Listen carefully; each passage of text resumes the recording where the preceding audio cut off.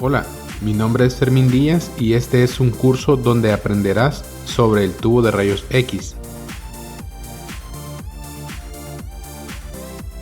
Al finalizar podrás describir cómo se producen los rayos X y lo que sucede al interior del tubo antes de la generación de la radiación. Me refiero a la producción de calor y a los rayos X característicos y a la radiación de frenado.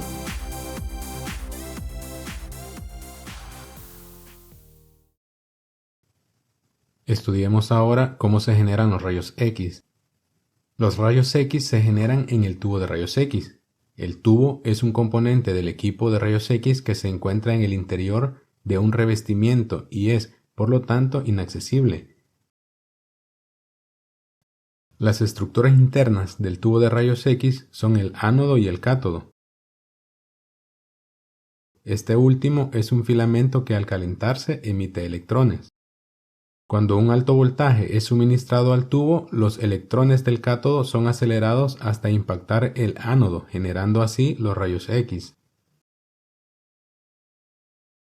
Los electrones que viajan del cátodo al ánodo constituyen la corriente del tubo de rayos X y suelen denominarse electrones proyectil. Cuando estos electrones proyectil golpean los átomos metálicos pesados del blanco del tubo de rayos X, transfieren una energía cinética a los átomos del blanco. Estas interacciones ocurren a una profundidad de penetración muy pequeña dentro del blanco. Cuando se producen los electrones proyectil se frenan y finalmente casi llegan a detenerse. El electrón proyectil interacciona tanto con los electrones orbitales como con el campo nuclear de los átomos del blanco. Estas interacciones producen una conversión de la energía cinética de los electrones en dos tipos de energía diferente. La primera en energía térmica en forma de calor y energía electromagnética en forma de radiación infrarroja que también es calor. Y el segundo tipo de energía son los rayos X. La mayor parte de la energía cinética de los electrones proyectil se convierte en calor. Esto representa un 99% de la transferencia de energía. Los electrones proyectil interaccionan con los electrones de la capa externa de los átomos del blanco, pero no transfieren la suficiente energía a los electrones de la capa externa como para ionizarlos. En cambio, los electrones de la capa externa simplemente saltan a un estado energético excitado o superior. Los electrones de la capa externa vuelven a caer inmediatamente a su estado normal de energía con la emisión de radiación infrarroja.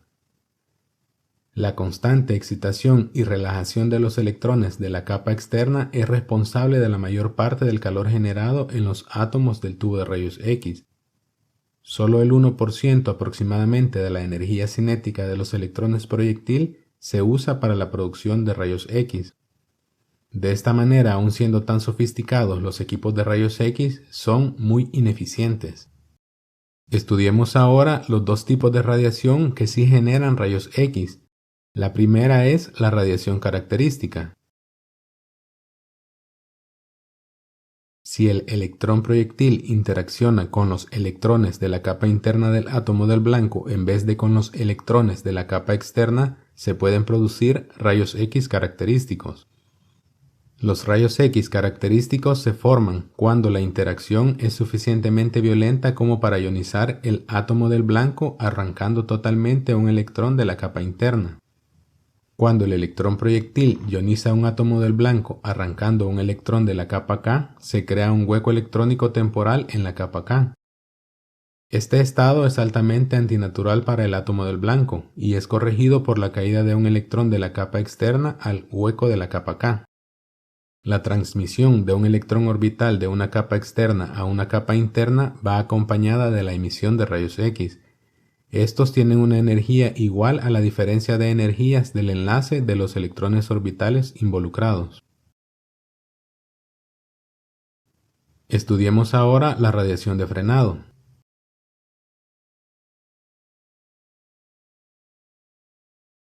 Un electrón proyectil que evita totalmente los electrones orbitales al pasar a través de un átomo del blanco puede pasar lo suficientemente cerca del núcleo del átomo como para notar la influencia de su campo eléctrico. Debido a que el electrón está cargado negativamente y el núcleo positivamente, existe una fuerza electrostática de atracción entre ellos. Cuanto más cerca del núcleo pase el electrón proyectil, más influencia tendrá del campo eléctrico del núcleo. Este campo es muy fuerte porque el núcleo contiene muchos protones y la distancia entre el núcleo y el electrón proyectil es muy pequeña.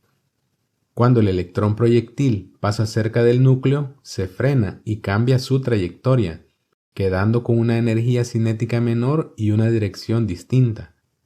Esta pérdida de energía cinética reaparece en forma de rayos X. Esta interacción es análoga, de alguna manera, a la del cometa en su trayectoria alrededor del Sol. Este tipo de rayos X se denomina rayos X Bremsstrahlung o radiación de frenado. Los rayos X Bremsstrahlung pueden considerarse la radiación resultante del frenado de electrones proyectil por el núcleo. Un electrón proyectil puede perder cualquier cantidad de su energía cinética en una interacción con el núcleo de un átomo del blanco y los rayos X Bremsstrahlung asociados con la pérdida pueden tener valores correspondientes. Recuerda que en este curso aprenderás sobre el tubo de rayos X. En esta lectura hemos estudiado cómo se producen los rayos y lo que sucede al interior del tubo de rayos X antes de la generación de la radiación. En la siguiente lectura empezaremos a estudiar las partes del tubo de rayos X, iniciando con el inserto donde aprenderemos a diferenciar los usos de la envoltura metálica y de vidrio.